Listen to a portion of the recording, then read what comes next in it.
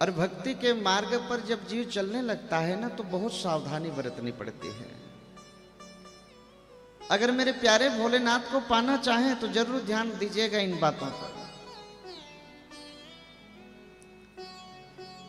भुक्ति मुक्ति स्पृहावत पिशाची हृदि वर्तते,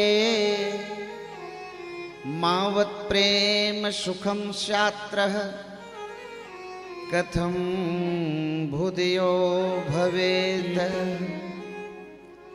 भक्ति का सूत्र क्या है ये थोड़ा समझ लीजिए, क्योंकि आप सब जितने हैं बड़े रसिक हैं और भक्ति में हैं, तभी तो यहाँ बैठे हैं।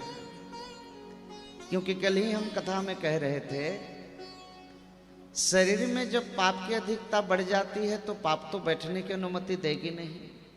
और हम आप यहाँ पर एकत्रित हो रहे हैं, निश्चित रूप से कोई पापी तो नहीं बैठा है, क्योंकि जो पापी होगा वो तो यहाँ तक आ ही नहीं सकेगा।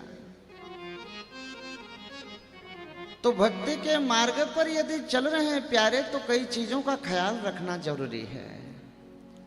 अगर भक्ति के मार्ग पर हम कदम रख रहे हैं तो नारद जी लिखते हैं, भुक्ति मुक्ति स्पृहावत।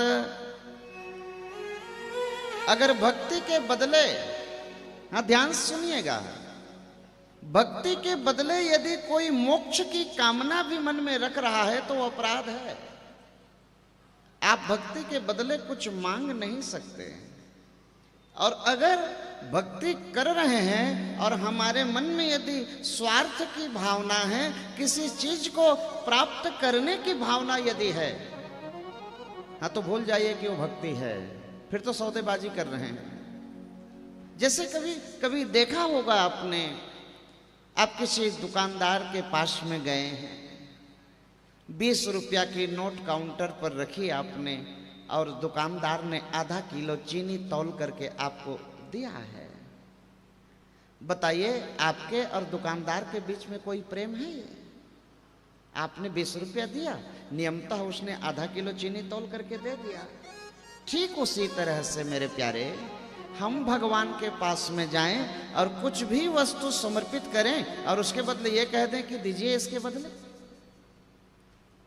तो ये प्रेम है कि सौदा है? बाबूजी सौदा है ना? हाँ तो मैं कह रहा हूं सौदा मत करिए। पूज्य गुरुदेव सरकार कहा करते हैं, बेटा भक्ति के बदले यदि हमारे मन में स्वार्थ की भावना यदि मन में आ गई, क्योंकि देखिए भक्ति की एक विशेष बात, त्वम सुखी सुखित्वम, हाँ ये प्रेम की एक उचित परिभाषा है।